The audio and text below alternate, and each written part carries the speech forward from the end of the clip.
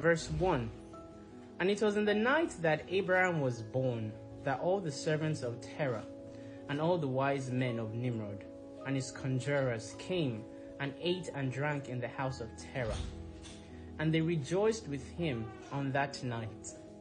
And when all the wise men and conjurers went out from the house of Terah, they lifted up their eyes towards heaven that night to look at the stars.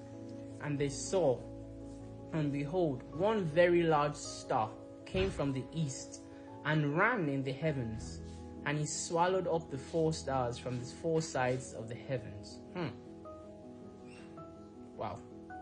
And all the wise men of the king and his conjurers were astonished at the sight.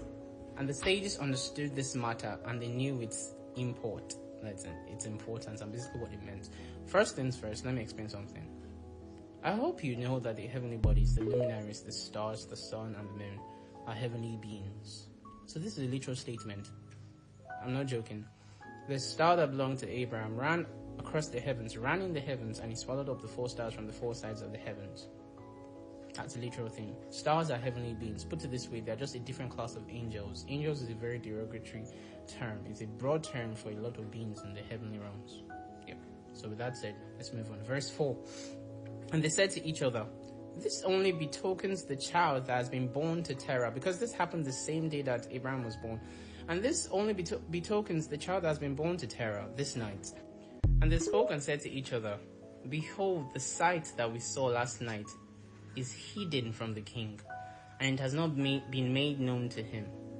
And should this thing get known to the king in the latter days, and he will say to us, why have you concealed this matter from me? And then we shall all suffer death. Therefore, now let us go and tell the king the sight which we saw, and the interpretation thereof, and we shall then remain clear. You understand what that means? That's basically what they're trying to say, is that if the king eventually finds out about this thing later during the lifetime, they will die. And he will be like, why didn't you reveal it to me early? So to avoid death, let's sharply go and tell the king. No. Verse 8. And they did so, and they all went to the king and bowed down to him to the ground. And they said, may the king live, may the king live. We heard that a son was born to Terah, the son of Nahor, the prince of thy host. And we yesternight came to his house, and we ate and drank and rejoiced with him that night.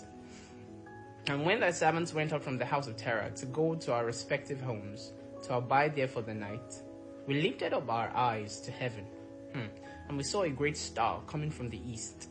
And the same star ran with great speed, and swallowed up 4 great stars